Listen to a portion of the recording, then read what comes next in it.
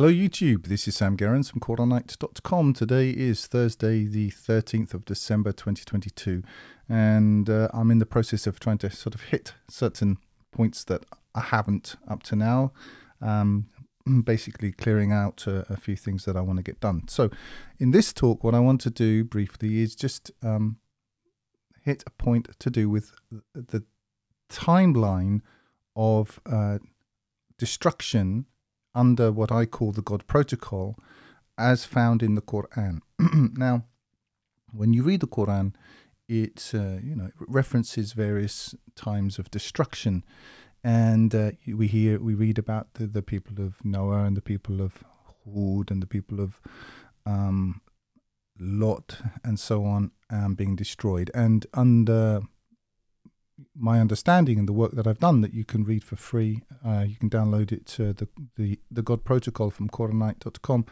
It's quite clear that there is a protocol, that each of these messengers followed a particular format of warning being denied and then destruction coming upon that society. So I'm not going to get so much into the details of that.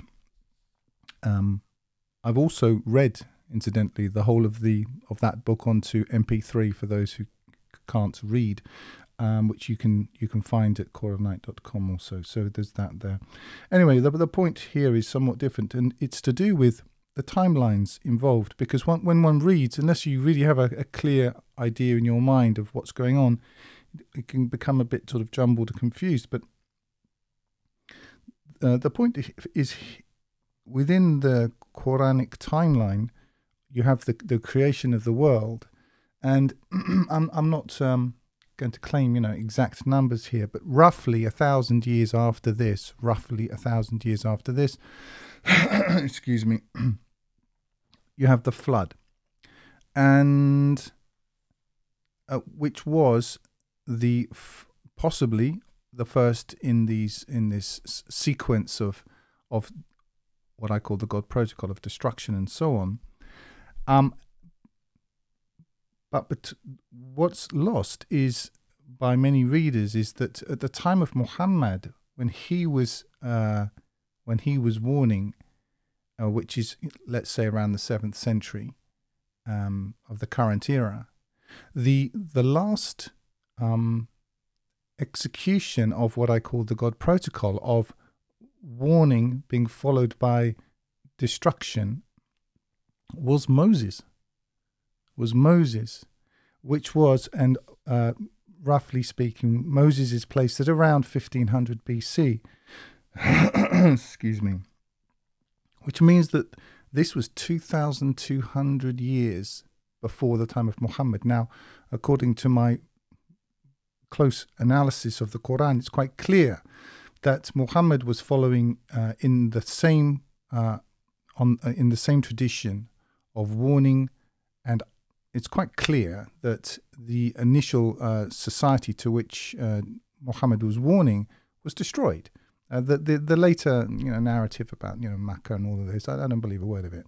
It's quite clear when you read this book, if you weren't pre-programmed to accept this other narrative, it's quite clear. I am a warner like the previous warners, and he fulfills all of the criteria of a warner, and therefore it's quite clear that society was destroyed. Anyway, if you want to get into the details of that, you can either read or listen to my work on it. But the actual point that I want to make here is at the time of Muhammad, at the time that Muhammad was warning, and the people to which he was warning, and the original people, which quite clearly this original city was destroyed, it's obvious. This was in the 7th century, give or take. And that was 2,200 years after the last event, the last iteration of the God protocol, just to put it into perspective. So between the flood, the people of Nuh, and around 1,000 years after the creation, and around 3,000 BC, and the time of Moses, which is around 1500 BC, this is where you get this is where all the other warners come. Salih, Hud, etc. They all come in this block. And I thought that that was interesting because this awareness of this can quite easily be lost if you don't if you haven't mapped it out and gone through it. And it puts in perspective the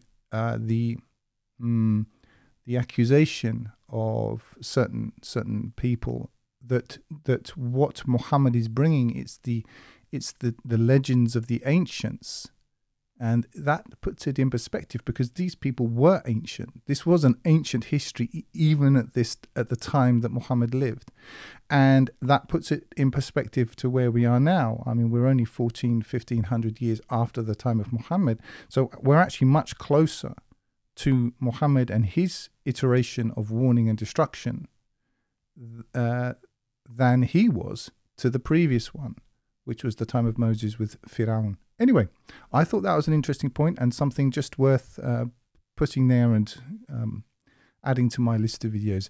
Anyway, that's it. That's all I've got to say on this subject. I hope everyone's well, and that's all for now. If you're listening on YouTube, you can download my full translation of the Qur'an free and other books from Qur'anite.com using the button in the top right hand corner, or buy hard copies there at 10% less than on Amazon. I do not monetize this channel and I make all my work available free, but you can use the link in the drop down below to donate if you would like to help me keep doing this. And remember, this life is short, eternity is long. If you want good trees, plant good seeds.